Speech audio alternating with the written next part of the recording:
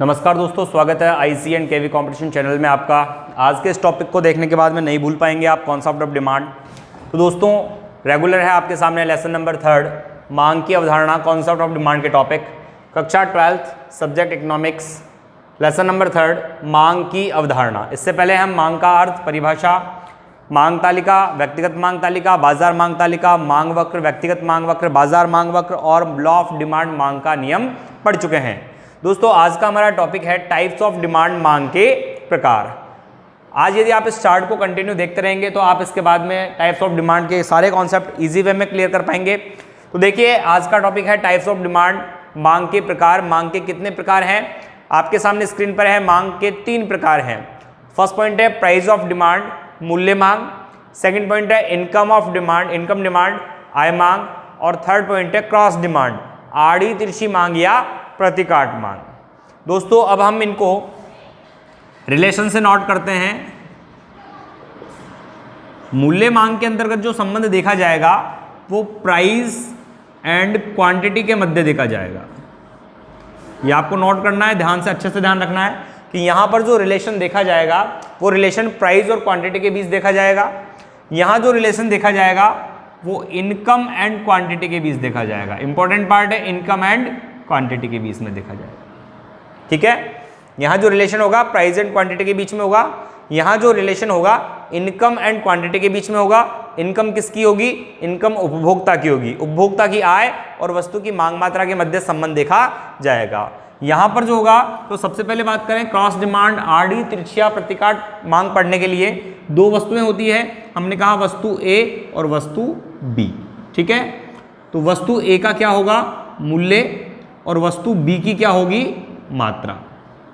तो एक वस्तु के मूल्य और दूसरी वस्तु की मात्रा के मध्य संबंध देखा जाएगा।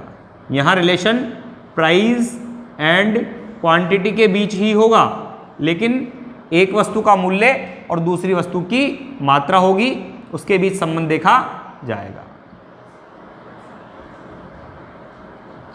तो मैं आपको वापस से बता देता हूं कि प्राइस डिमांड में जो रिलेशन देखा जाएगा प्राइस एंड क्वांटिटी के बीच में देखा जाएगा, एक वस्तु के मूल्य और मात्रा के मध्य देखा जाएगा। इनकम डिमांड में आय मांग के अंतर्गत जो संबंध देखा जाएगा उपभोक्ता की आय और वस्तु की मांग मात्रा के मध्य देखा जाएगा। यहां हम आड़ी तिरछिया प्रतिकाट मांग की बात करें तो आड़ी तिरछिया प्रतिकाट मांग 2 वस्तुओं के संबंध में पढ़ी जाएगी, वस्तु ए और वस्तु बी। यह है वस्तु ए का मूल्य और मांग मात्रा, वस्तु बी का और मूल्य और मात्रा। तो वस्तु ए का मूल्य होगा और वस्तु बी की मात्रा होगी। तो रिलेशन प्राइस एंड क्वांटिटी के बीच देखा जाएगा, लेकिन एक वस्तु के मूल्य और दूसरी वस्तु की मात्रा के मध्य संबंध को देखा जाएगा। रिलेशन को ही हम हिंदी में लिखते हैं संबंध कैसा होगा? तो यहां प्राइस और क्वांटिटी के बीच जो संबंध होगा वो नकारात्मक संबंध होगा। कैसा होगा? नकारात्मक संबंध होगा, नेगेटिव रिलेशन होगा। अब बात करें इनकम डिमांड की, तो इनकम डिमांड में जो संबंध है वो 2 प्रकार की वस्तुओं के संबंध में होगा। एक होगा श्रेष्ठ वस्तुओं के संबंध में, श्रेष्ठ वस्तुओं के संबंध में,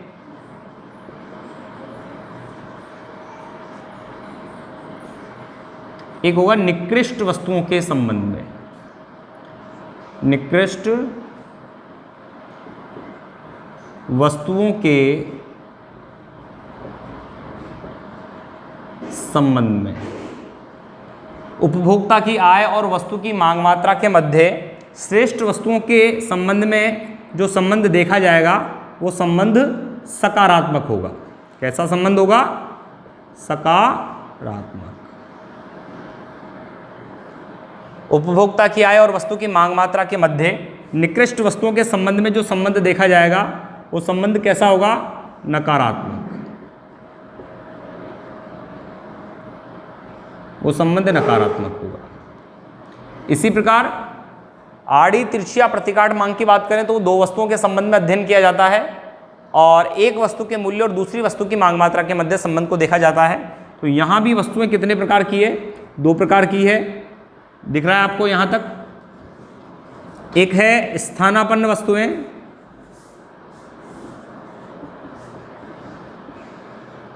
स्थानापन्न वस्तुओं के संबंध में, और एक है पूरक वस्तुओं के संबंध में।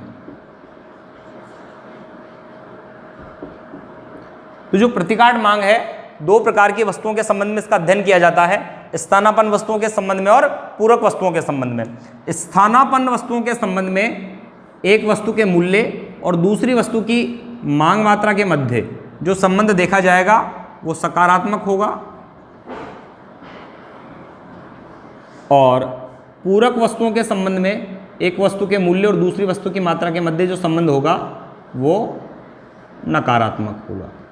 इस पूरे चार्ट को देखने पर आपको यदि संबंध की बात करें तो दो ही प्रकार के संबंध देखने को मिल रहे हैं, एक नकारात्मक और दूसरा सकारात्मक। जैसे अगर प्राइस डिमांड में आपके सामने नकारात्मक संबंध, श्रेष्ठ वस्तुओं के संबंध में सकारात्मक, निकृष्ट के संबंध में नकारात्मक, स्थानापन्न के सकारात्मक और पूरक वस्तुओं के संबंध में नकारात्मक। दोस्तों यदि नकारात्मक संबंध की बात करें तो नकारात्मक संबंध क्या होगा कि यदि वस्तु का मूल्य बढ़ रहा है तो मांग मात्रा घट रही है। नेगेटिव रिलेशन, एक चीज बढ़ेगी तो दूसरी चीज घटेगी, ये आपका नेगेटिव रिलेशन होगा। लेकिन पॉजिटिव रिलेशन, सकारात्मक संबंध क्या होगा जब दोनों ही एलिमेंट्स बढ़ेंगे और या दोनों ही एलिमेंट्स घटेंगे। जैसे इनकम भी बढ़े और क्वांटिटी भी बढ़े तो वो पॉजिटिव रिलेशन होगा, इनकम भी घटे और क्वांटिटी भी घटे तो भी पॉजिटिव रिलेशन होगा। नेगेटिव कब होगा जब इनकम बढ़ रही है और क्वांटिटी घट रही है। दोनों एलिमेंट्स यदि विपरीत दिशा में चेंज होते हैं तो वो आपका नेगेटिव रिलेशन होगा। तो इस प्रकार ये कंप्लीटली जो चार्ट है इसमें आपको संबंध ही याद रखने हैं। प्राइस डिमांड में प्राइस और क्वांटिटी में संबंध दिखाया जाएगा, संबंध नकारात्मक होगा। इनकम डिमांड में आय और उपभोक्ता की आय और वस्तु की मांग मात्रा के मध्य संबंध दिखाया जाएगा। यदि संबंध सकारात्मक है तो श्रेष्ठ वस्तुओं की मांग कहलाएगी। यदि उपभोक्ता की आय और वस्तु की मांग मात्रा में संबंध नकारात्मक है तो निकृष्ट वस्तुओं की मांग कहलाएगी। यदि एक वस्तु के मूल्य और दूसरी वस्तु की मांग मात्रा के मध्य संबंध सकारात्मक है तो वो स्थानापन्न वस्तुओं की मांग कहलाएगी, और यदि एक वस्तु के मूल्य और मात्रा के मध्य दूसरी वस्तु की मात्रा के मध्य संबंध नकारात्मक है तो वो पूरक वस्तुओं की मांग कहलाएगी। अब दोस्तों स्टार्ट करते हैं सबसे पहले प्राइस डिमांड। यदि मैं बात करूं प्राइस डिमांड की,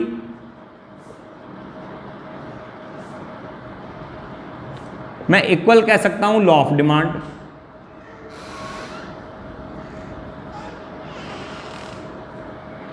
मूल्य मांग और मांग का नियम बिल्कुल एक जैसा है।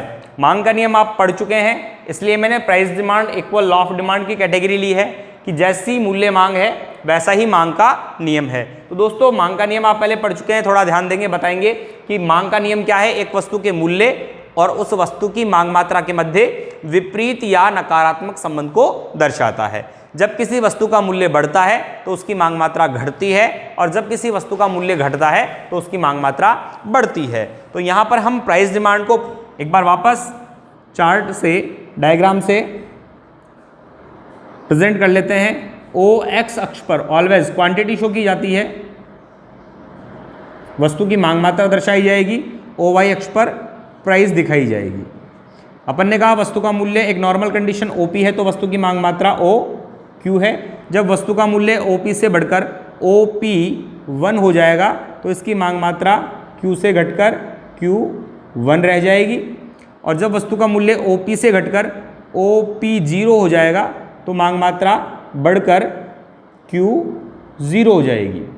रिलेशन है पी का क्यू के साथ में, P1 का Q1 के साथ में, P0 का Q0 के साथ में। बढ़ने पर 0 क्यों आ रहा है या घटने पर 1 क्यों आ रहा है, इसकी आप टेंशन ना लें। अपन ने 1 के साथ में 1 का रिलेशन और 0 के साथ में 0 का रिलेशन लिया है, इंडिकेट करने का तरीका है। तो यहाँ जो इन तीन बिंदुओं को स्पर्श करते हुए जो वक्र बनेगा ये आपका मूल्य मांग का वक्र कहलाएगा। तो दोस्तों ये जो मांग वक्र आपका इस तरीके से बनेगा, ये डी, ये जो मांग वक्र है ये आपके मूल्य मांग। ओ एक्स अक्ष पर आपको क्वांटिटी दर्शानी है, ओ वाई अक्ष पर प्राइस दर्शानी है। एक नॉर्मल कंडीशन ओपी वस्तु का मूल्य है तो सामान्य वस्तु की ओ क्यू मांग मात्रा है। मूल्य बढ़ने पर मांग मात्रा में कमी हुई है और मूल्य घटने पर मांग मात्रा बढ़ी है। एक बार फिर से मैं इसकी डेफिनेशन आपको बता देता हूं। मूल्य मांग के अंतर्गत एक वस्तु के मूल्य और उसकी मांग मात्रा के मध्य संबंध को दर्शाया जाता है। मूल्य मांग के अंतर्गत एक वस्तु के मूल्य और उसकी मांग मात्रा में पाया जाने वाला संबंध नकारात्मक होता है। जब किसी वस्तु का मूल्य बढ़ता है तो उसकी मांग मात्रा घटती है, और जब किसी वस्तु का मूल्य घटता है तो उसकी मांग मात्रा बढ़ती है। तो दोस्तों ये आपकी प्राइस डिमांड कंप्लीट है।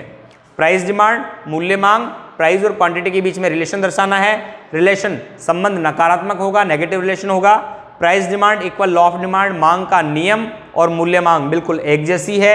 यहाँ भी हम कह सकते हैं अन्य बातों के समान रहने पर वस्तु के मूल्य बढ़ने पर मांग मात्रा में कमी होती है और मूल्य घटने पर मांग मात्रा बढ़ जाती है। मैं आपको लॉ ऑफ डिमांड में भी बता चुका हूँ। आप बहुत छोटे से कॉलम में प्राइस डिमांड को या लॉ ऑफ डिमांड को इस तरीके से इंडिकेट कर सकते हैं, जब प्राइस इंक्रीज होती है तो क्वांटिटी डिक्रीज होती है, और जब प्राइस डिक्रीज होती है तो क्वांटिटी इंक्रीज होती है।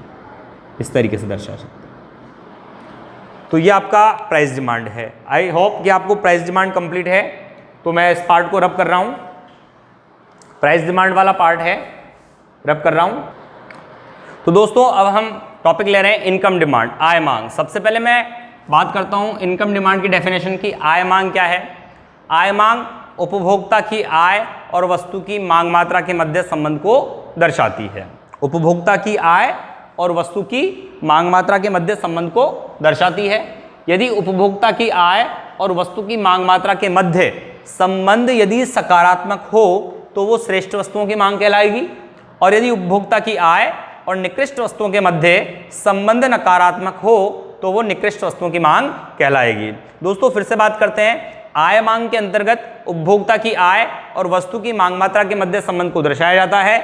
यदि इन दोनों के मध्य पाया जाने वाला संबंध सकारात्मक हो तो वो श्रेष्ठ वस्तुओं की मांग कहलाती है।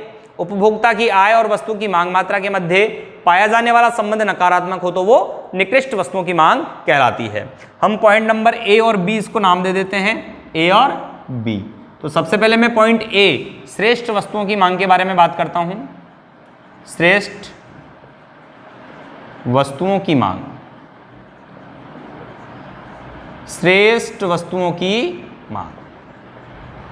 तो दोस्तों सबसे पहले श्रेष्ठ वस्तुओं की मांग में ये देखते हैं कि श्रेष्ठ वस्तुएं क्या है। ऐसी वस्तुएं जो उपभोक्ता के जीवन स्तर को यथावत बनाए रखती है या जीवन स्तर को ऊंचा उठाती है, वो श्रेष्ठ वस्तुएं कहलाती है। श्रेष्ठ या सामान्य वस्तुएं भी कहलाती है। श्रेष्ठ या सामान्य वस्तुएं। कॉमन यदि वैसे बात की जाए तो कौन सी वस्तु श्रेष्ठ है और कौन सी वस्तु निकृष्ट है? दोस्तों सामान्य शब्दों में कोई भी वस्तु श्रेष्ठ नहीं है और कोई भी वस्तु निकृष्ट नहीं है, लेकिन जब आप दो गुड्स का कंपैरिजन करते हैं, दो वस्तुओं का कंपैरिजन करते हैं, परस्पर तुलना करते हैं, तो कुछ वस्तुएं श्रेष्ठ श्रेणी की और कुछ वस्तुएं निकृष्ट श्रेणी की दृष्टिगत होती है, दिखाई देती है। जैसा कि मैं बात करूं घी की, तो घी के बहुत सारे ब्रांड हैं, लेकिन उनमें कुछ घी देसी घी और कुछ घी डालडा घी की कैटेगरी में है। यदि हमारे पास कोई दूसरा ब्रांड ना होता और ओनली एंड ओनली डालडा घी ही होता तो डालडा घी भी अपने आप में क्या था? बहुत अच्छी श्रेष्ठ वस्तु होती। लेकिन डालडा घी का हम कंपैरिजन किससे कर रहे हैं? देसी घी से कर रहे हैं। अब देसी घी की तुलना में यदि कहा जाए तो देसी घी श्रेष्ठ वस्तु कहलाएगी और डालडा निकृष्ट वस्तु कहलाएगी। अब हम बात करते हैं, मैंने आपसे कहा श्रेष्ठ वस्तुएं कौन सी वस्तुएं? ऐसी वस्तुएं जो उपभोक्ता के जीवन स्तर को अच्छा प्रदर्शित करती है, ऊंचा दिखाती है या यथावत बनाए रखती है, हमारे स्टैंडर्ड को मेंटेन करती है, स्टैंडर्ड को शो करती है। ऐसी वस्तुएं श्रेष्ठ वस्तुएं या सामान्य वस्तुओं की कैटेगरी में आती है। दोस्तों हमने कहा श्रेष्ठ वस्तुओं के संबंध में उपभोक्ता की आय और मांग मात्रा में कैसा संबंध होता है? सकारात्मक संबंध होता है। और सकारात्मक संबंध के लिए मैंने आपसे कहा था जब दोनों एलिमेंट्स बढ़ें या दोनों एलिमेंट्स घटें तो वो श्रेष्ठ सकारात्मक संबंध होगा, पॉजिटिव रिलेशन होगा। श्रेष्ठ वस्तुओं के संबंध में मैं बात करता हूं एज लाइक देसी घी, देसी घी। और देसी घी के संबंध में यदि कहा जाए तो ये डायग्राम पर आप ध्यान देंगे, ओ एक्स अक्ष पर क्या लेना है? क्वांटिटी लेना है, और ओ वाई अक्ष पर क्या लेना है?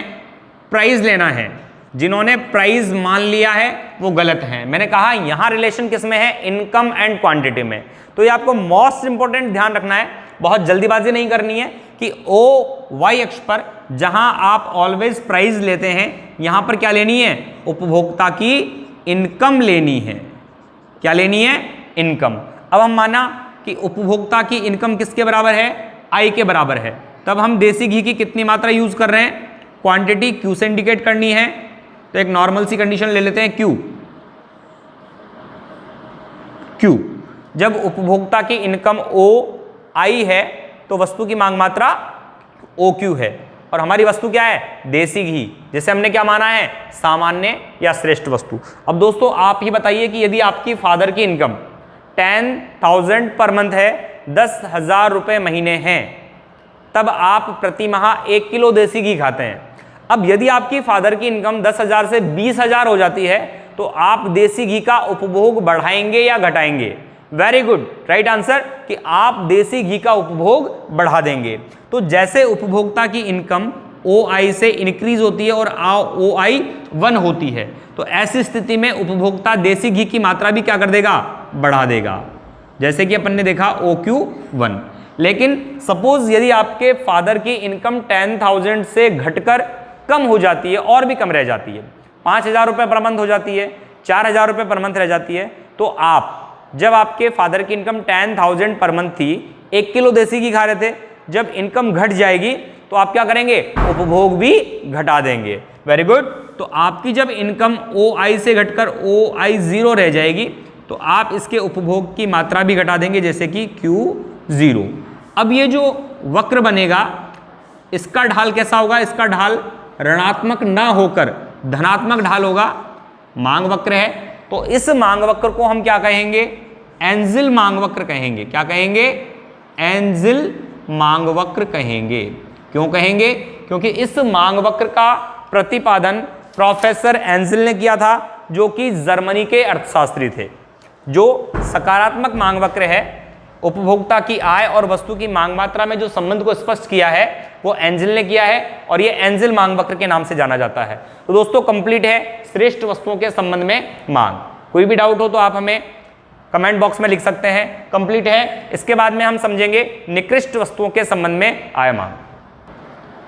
चलिए दोस्तों, अब हम स्टार्ट करते हैं निकृष्ट वस्तुओं के संबंध में आय मांग। और यहाँ उपभोक्ता की आय और वस्तु की मांग मात्रा के मध्य नकारात्मक संबंध होता है। जब उपभोक्ता की आय और वस्तु की मांग मात्रा के मध्य नकारात्मक संबंध होता है तो वो निकृष्ट वस्तुओं की मांग कहलाती है। अभी जब मैंने आपको क्लियर किया श्रेष्ठ वस्तुओं के संबंध में, तभी मैंने आपको श्रेष्ठ वस्तु और निकृष्ट वस्तु के संबंध में डेफिनेशन क्लियर कर दी है।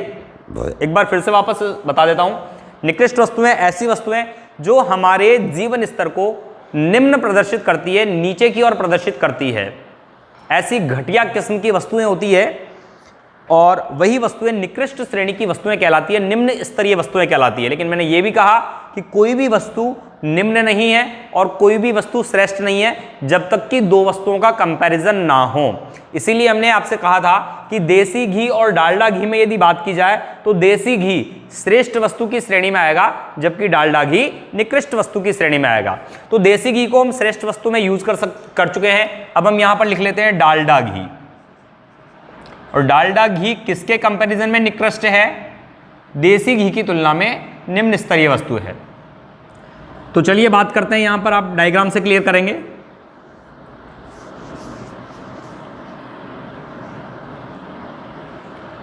OX और OY। OX अक्ष पर आप क्वांटिटी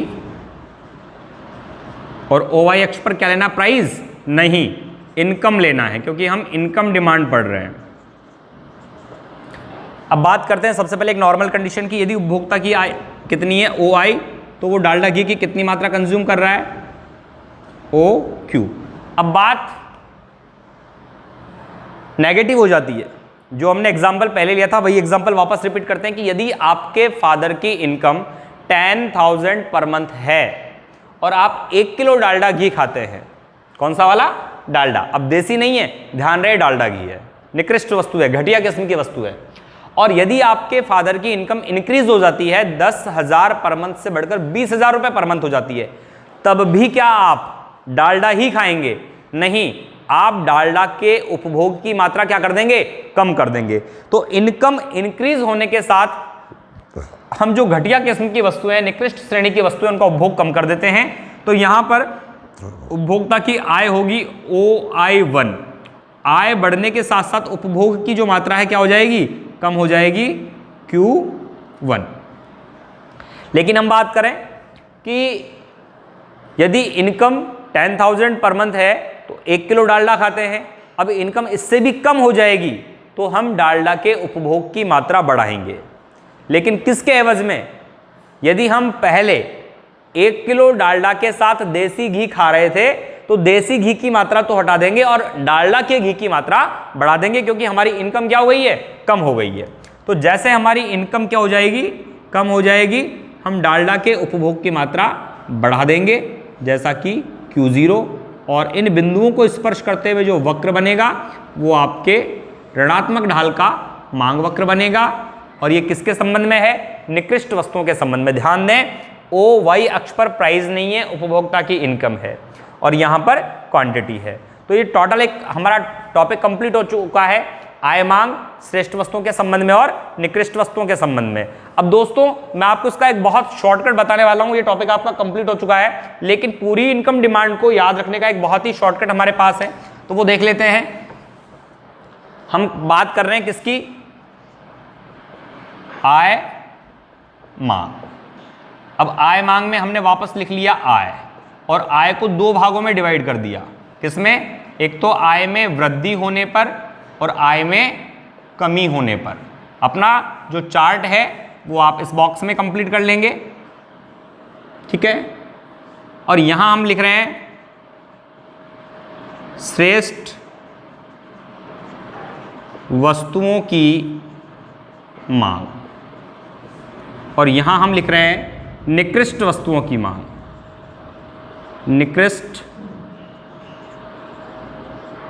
वस्तुओं की मांग, ठीक है। तो अब देखिए आप, अभी अभी आपने पढ़ लिया ये टॉपिक कि श्रेष्ठ वस्तुओं की मांग आय में वृद्धि होने पर क्या होगा और आय में कमी होने पर क्या होगा। आय में वृद्धि होने पर श्रेष्ठ वस्तुओं की मांग में भी क्या होगी, वृद्धि होगी, और आय में कमी होने पर श्रेष्ठ वस्तुओं की मांग में भी क्या होगी, कमी होगी, ठीक है। निकृष्ट वस्तुओं की मांग की यदि बात करें तो इसका अपोजिट हो जाएगा कि आय में वृद्धि होने पर निकृष्ट वस्तुओं की मांग में क्या होगी, कमी होगी, और आय में कमी होने पर निकृष्ट वस्तुओं की मांग में वृद्धि होगी। एक बहुत ही कॉमन सा चार्ट है जो आपको कंप्लीट इनकम ऑफ डिमांड को कंप्लीट कर देता है। बस आपको ध्यान रहे किस तरीके से चार्ट आपको बनाना है। तो यहाँ हमारी इनकम डिमांड कंप्लीट है। अब हम स्टार्ट करेंगे आड़ी तिरछी या प्रतिकाट मांग। तो दोस्तों अब तीसरा मांग का प्रकार है आड़ी तिरछी या प्रतिकाट मांग। सबसे पहले हम डेफिनेशन क्लियर करते हैं क्रॉस डिमांड की कि आड़ी तिरछी या प्रतिकाट मांग किसे कहते हैं। मैंने आपको पहले भी बताया कि क्रॉस डिमांड पढ़ने के लिए सबसे पहले हमारे पास वस्तुएं कितनी होनी चाहिए, दो वस्तुएं होनी चाहिए, क्योंकि आड़ी तिरछी या प्रतिकाट मांग दो वस्तुओं के संबंध में पढ़ी जाती है। यदि हम रिलेशन की बात करें तो ए वस्तु के मूल्य और बी वस्तु की मांग मात्रा के मध्य संबंध को दर्शाया गया है। और ये जो आपका एक एरो है इसी से आपकी डेफिनेशन कंप्लीट होती है। मैं डेफिनेशन वापस इधर बना रहा हूं कि वस्तुएं हमारे पास कितनी है, वस्तुएं हमारे पास दो, वस्तु ए और वस्तु बी, ठीक है। वस्तु ए की यदि हम प्राइस की बात करें तो ये है प्राइस, ए की प्राइस पी और बी की प्राइस पी। क्वांटिटी की बात करें, क्वांटिटी क्यू और क्वांटिटी क्यू। यहां से हमको हमारी डेफिनेशन कंप्लीट करनी है कि आड़ी तिरछी या प्रतिकाट मांग किसे कहते हैं। देखिए दोस्तों ध्यान दीजिए, यहां आप इस चार्ट से डेफिनेशन कंप्लीट करेंगे 100% आपको याद रहेगी। जब किसी एक वस्तु के मूल्य का प्रभाव उसकी मात्रा पर नहीं पड़कर किसी दूसरी वस्तु की मात्रा पर पड़े तो उसे आड़ी तिरछी या प्रतिकाट मांग कहते हैं। कंप्लीट है। एक बार वापस मेरे साथ एरो पर ध्यान देंगे। हमने क्या कहा, आड़ी तिरछी या प्रतिकाट मांग क्या है, जब किसी एक वस्तु के मूल्य का प्रभाव उसकी मांग मात्रा पर नहीं पड़कर किसी दूसरी वस्तु की मांग मात्रा पर पड़े तो उसे आड़ी तिरछी या प्रतिकाट मांग कहते हैं। सिंपल सी बात है, जब वस्तु ए के मूल्य का इफेक्ट वस्तु बी की क्वांटिटी पर देखने को मिले तो उसे आड़ी तिरछी या प्रतिकाट मांग कहते हैं। जैसा कि वस्तु ए के मूल्य घटने या बढ़ने पर वस्तु बी की मांग मात्रा प्रभावित हो तो उसे आड़ी तिरछी या प्रतिकाट मांग कहते हैं। तो दोस्तों आड़ी तिरछी या प्रतिकाट मांग की परिभाषा आई होप आपको क्लियर होगी। अब वन बाय वन स्टार्ट करते हैं कि यदि एक वस्तु के मूल्य और दूसरी वस्तु की मांग मात्रा के मध्य पाया जाने वाला संबंध कैसा होगा, सकारात्मक होगा, तो कौन सी वस्तुओं की मांग कहलाएगी, स्थानापन्न वस्तुओं की मांग कहलाएगी। लेकिन एक वस्तु के मूल्य और दूसरी वस्तु की मांग मात्रा के मध्य पाया जाने वाला संबंध नकारात्मक होगा तो पूरक वस्तुओं की मांग कहलाएगी। तो सबसे पहले हम स्टार्ट करते हैं स्थानापन्न वस्तुओं की मांग।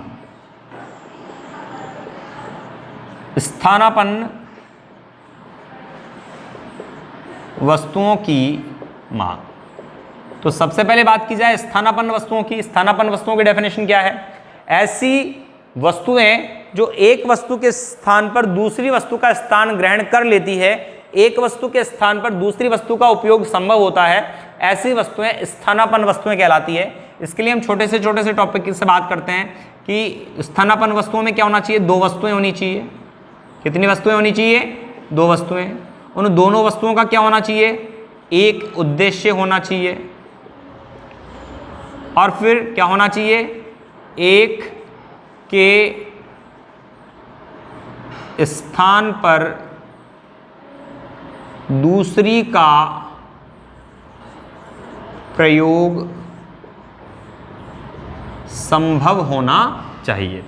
स्थानापन्न वस्तुओं की कैटेगरी में तीन बातें इंपॉर्टेंट है कि दो वस्तुएं होनी चाहिए, उन दोनों वस्तुओं का एक उद्देश्य होना चाहिए और एक के स्थान पर दूसरी का प्रयोग संभव होना चाहिए। तो दोस्तों हम यहां बात करते हैं, फॉर एग्जांपल एक हमने लिया पेप्सी और एक हमने लिया थम्स अप। तो देखिए वस्तु दो है या नहीं? एक तो पेप्सी और एक थम्स अप, दो वस्तुएं हैं और दोनों वस्तुओं का उद्देश्य क्या है? कोल्ड ड्रिंक्स पीना है। तो पेप्सी भी यूज की जा सकती है और थम्स अप भी यूज किया जा सकता है।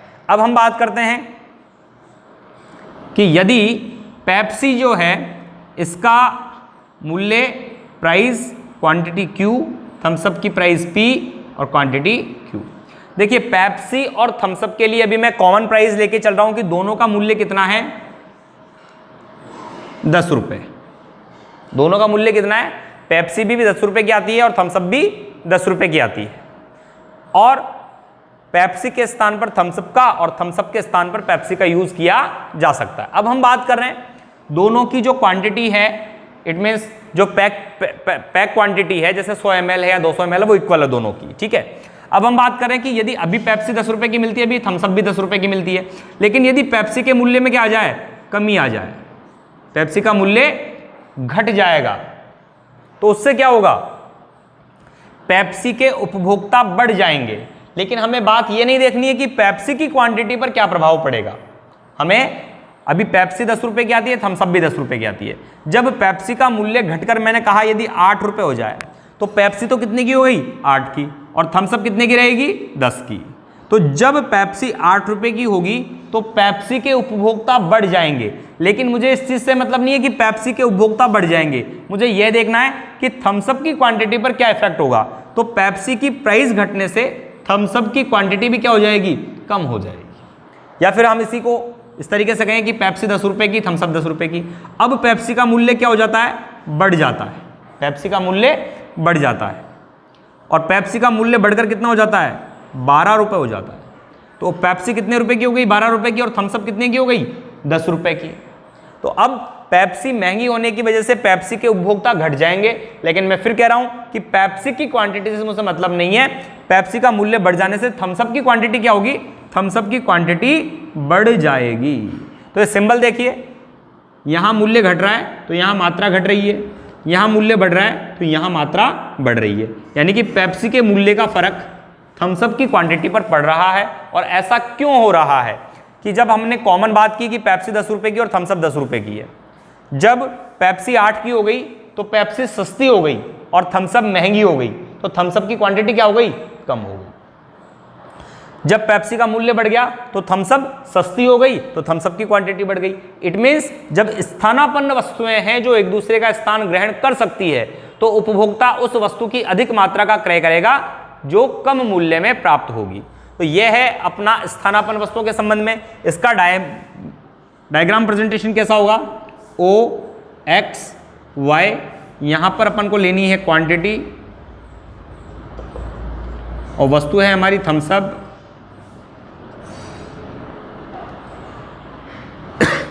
यहां पर अपन को लेना है प्राइस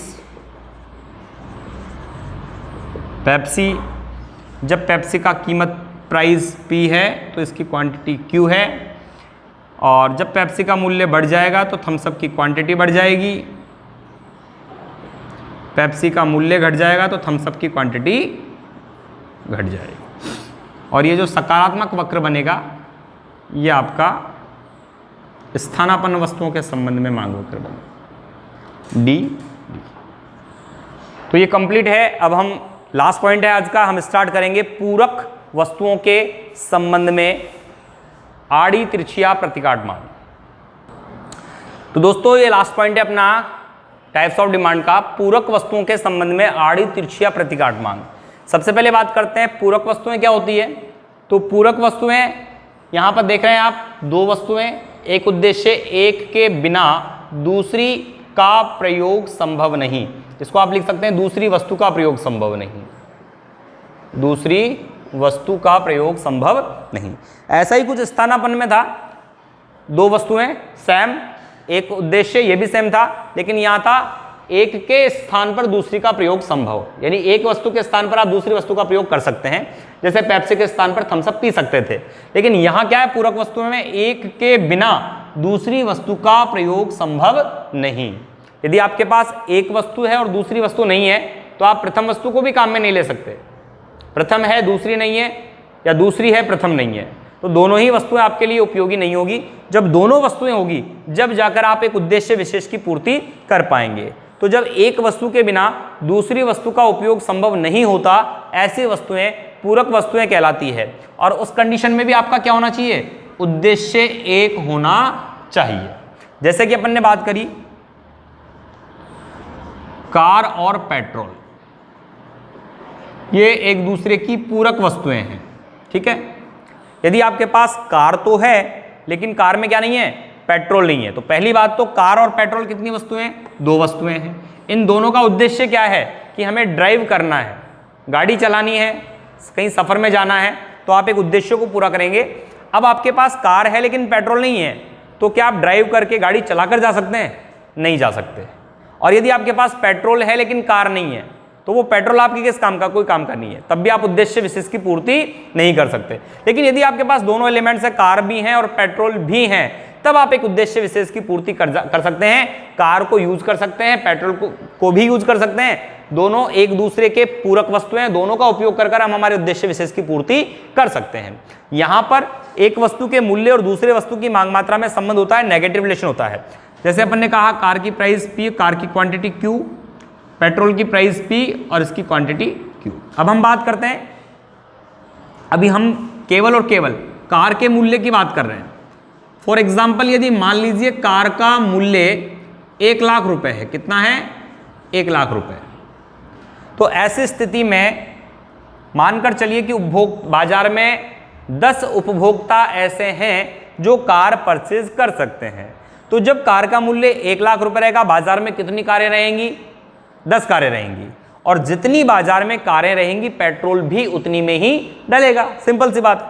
लेकिन अब हम बात करें कि यदि कार की प्राइस कम हो जाए और कार की प्राइस कम होकर क्या हो जाए, 50,000 रुपए हो जाए। अब यदि 50,000 रुपए कार की प्राइस होगी, तो पहले की तुलना में ज्यादा कस्टमर है जो कार खरीद सकते हैं। जब कार का मूल्य 50,000 हो जाएगा, तो बाजार में कार के उपभोक्ताओं की संख्या में वृद्धि हो जाएगी। लाइक एक एग्जांपल मैं मान लेता हूं कि पहले जब कार का मूल्य 1 लाख रुपए था, तो बाजार में 10 उपभोक्ता थे जो कार परचेज कर सकते थे, लेकिन 50,000 रुपए की कीमत पर 30 उपभोक्ता हैं जो कार परचेज कर सकते हैं। तो 50,000 की कीमत पर मार्केट में कारें कितनी होंगी, 30 कारें होंगी, और 30 कार होगी तो पेट्रोल भी कितनी कारों में डलेगा, 30 कारों में। तो कार की प्राइस कम होने से पेट्रोल में क्या हो जाएगा, यहाँ पेट्रोल की मात्रा में इंक्रीज हो जाएगा, पेट्रोल की मात्रा में वृद्धि हो जाएगी। फॉर यदि इसको हम रिवर्स करें कि कार का मूल्य 1 लाख से बढ़कर चलो 2 लाख हो जाता है, 2 लाख होने पर क्या होगा, जब कार का मूल्य 1 लाख रुपए है तो बाजार में कार के उपभोक्ताओं की संख्या 10 है, लेकिन जब 2 लाख रुपए प्राइस हो जाएगी तो कार के उपभोक्ताओं की संख्या कम हो जाएगी, माना कि 5 रह जाएगी।